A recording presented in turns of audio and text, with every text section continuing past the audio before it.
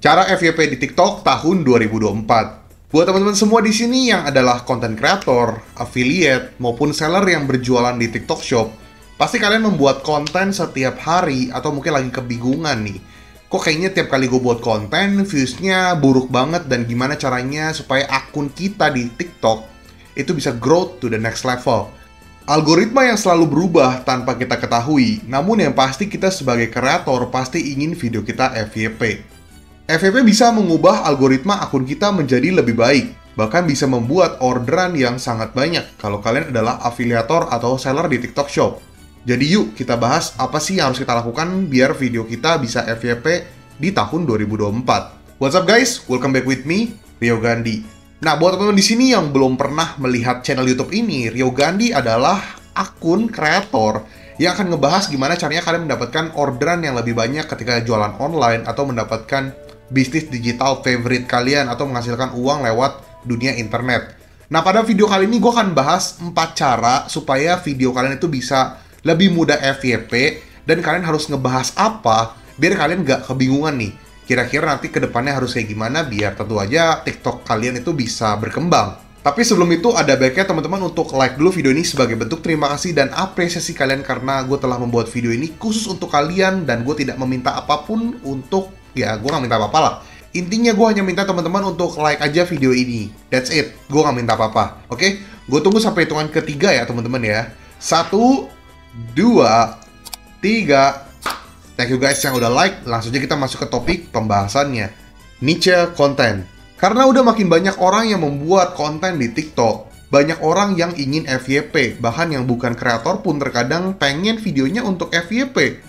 Karena udah terlalu banyak banget yang ngebuat video, jadi ada baiknya teman-teman mulai memikirkan niche konten. Niche konten juga ada level-levelnya, ada yang lingkupnya kecil sampai besar.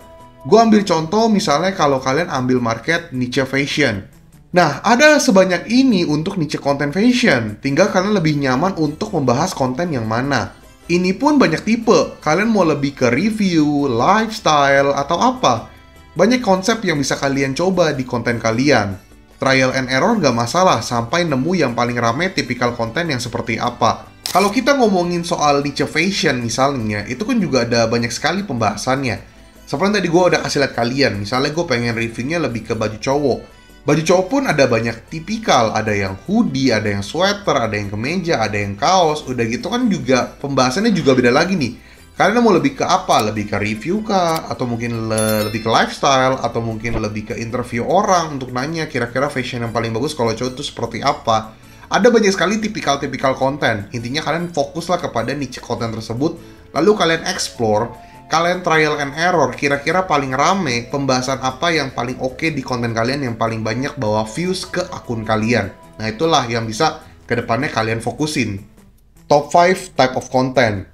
Kalau ngomongin soal top 5 topik yang paling banyak dicari dan dibahas dari tahun ke tahun, sudah pasti yang berhubungan dengan wealth atau kekayaan, health atau kesehatan, relationship atau hubungan, food atau makanan, dan review. Dari 5 jenis tipikal konten tersebut, kalian boleh jadi bahan referensi kalian. Tapi memang tipikal konten tersebut udah masuk ke zona merah atau red market. Karena sudah banyak banget yang bahas, jadi kalau kalian bisa punya niche konten kalian sendiri yang bisa menjadi pembeda, misalnya food, mungkin kalian bisa cari ciri khas kalian misalnya lebih ke spesifik makanan-makanan unik, jadi bukan makanan umum. Atau makanan khusus yang hidden gem, yang jarang diketahui orang atau mungkin yang terpelosok.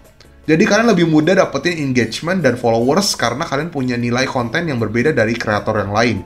Jadi silahkan dieksplor. Kalau memang lu mau masuk ke dunia konten dan pengen dapetin engagement yang tinggi, udah pasti lu juga harus bisa mengetahui bahwa konten-konten apa yang paling banyak ditonton dan paling banyak dicari.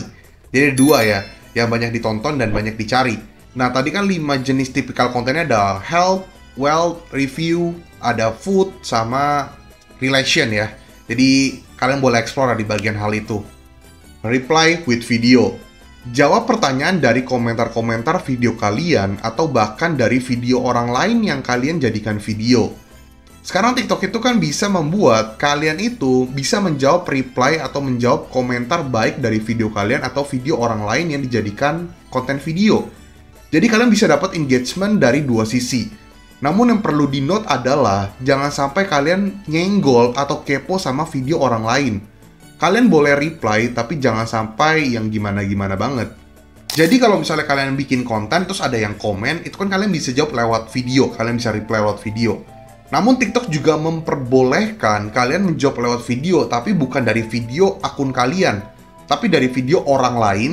Terus kan ada komentar juga, terus kalian bisa jawab juga tuh lewat video. Jadi menurut gue ini cukup unik, cuman perlu di note menurut gue ya, kita jangan nyenggol-nyenggol, ya yang baik-baik aja lah, jangan yang gimana-gimana banget ketika buat konten. Karena kan basically lu menjawab komentar dari video orang lain.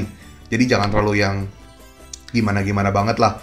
Kemudian dari gue pribadi, ketika gue menemukan komentar tersebut, biasa gue agak teken ya di handphone, terus gue jadiin favorite. Nah, ketika jadiin favorite, ketika kita masuk ke akun kita, nanti di bagian panel favorite, kita bisa melihat komentar-komentar yang udah kita favoritin. Nah, biasanya gue ada satu waktu untuk gue kumpulin, gue bacain komentar-komentar, gue jadiin favorite, lalu gue kumpulin, lalu nanti gue buatin videonya lewat favorite-favorite itu yang udah gue pin lah ya, istilahnya gue pin komentar-komentarnya pengen gue jawab. Tujuan dari lu reply dengan video juga sebenarnya selain daripada lu menjawab komentar followers, tapi juga sekaligus memberikan engagement tambahan. Karena kan dari video tersebut basicnya udah ada engagement. Terus kalau kalian reply lewat video, ya udah pasti engagementnya akan masuk juga ke video baru tersebut. Ingat ya, jadi dapat dua sisi nih. Ketika lu bikin konten A, terus mulai banyak yang komen, lu lewat reply komentarnya lu lewat video nih. Nah, otomatis ketika ada orang yang masuk dalam konten A, dia ngelihat ada komentar, ada videonya, dia akan klik dan masuk ke video yang B, yang udah kalian jawab lewat reply, lewat video. Nah, otomatis engagement dari tipikal konten A ini akan masuk ke konten yang B. Nah gitu, jadi muter-muter terus aja. Nanti kan lama-lama engagementnya kegulung. Itu sih yang biasa gue lakukan ya. Kalian boleh praktekin juga teman-teman. Do not spamming. Menurut gua sih kalian gak usah terlalu spamming ya. Mungkin banyak yang bilang lu harus buat konten sehari lebih dari 3-5 kali. Ya sebenarnya preferensi ya, ini gak salah dan gak benar juga. Cuma kalau gua sih gak mau terlalu banyak. Gua pribadi ketika buat konten, itu paling banyak, paling sehari 3 video. Cuma rata-rata paling 1-2 video. Paling banyak 1 malahan gua ketika gua buat konten di TikTok.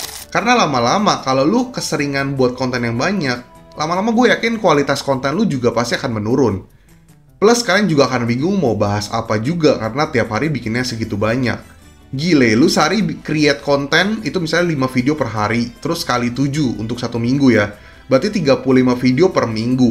Gue nggak habis pikir sih, mungkin di awal-awal kalian spirit dan idenya banyak banget. Tapi makin lama ya, itu kalian buat 35 konten per minggu. Lama-lama pusing juga sih, lama-lama kalian kehabisan konten dan kualitas video kalian juga akan menurun. Topik kalian juga yang nggak penting pun kalian bahas. Gue sih nggak mau ke arah yang seperti itu sih.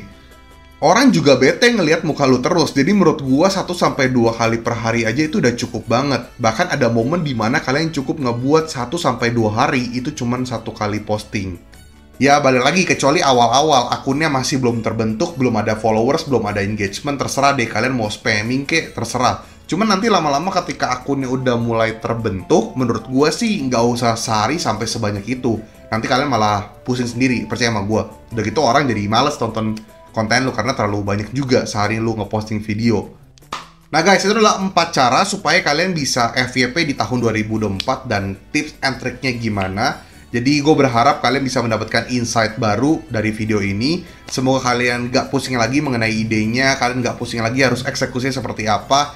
Semoga dapat membantu kalian, dan buat kalian adalah kreator, afiliator, atau mungkin seller yang jualan di TikTok Shop. Semangat! Mumpung masih awal tahun 2024, kita fight supaya kita bisa sukses dan kita bisa mendapatkan apa yang kita mau sampai di akhir 2024. Semoga video dapat membantu kalian, dan jangan lupa untuk follow sosial media gua, ada TikTok, ada Instagram, dan jangan lupa untuk subscribe channel YouTube gua dan nyalakan notifikasi biar kalian gak ketinggalan video-video dari gua. Tenang aja, channel Rio Gandhi ini banyak ngebahas soal tips and trick, cara mendapatkan uang lewat internet dan sebagainya. Semoga video dapat membantu kalian. Rio Gandhi, peace out.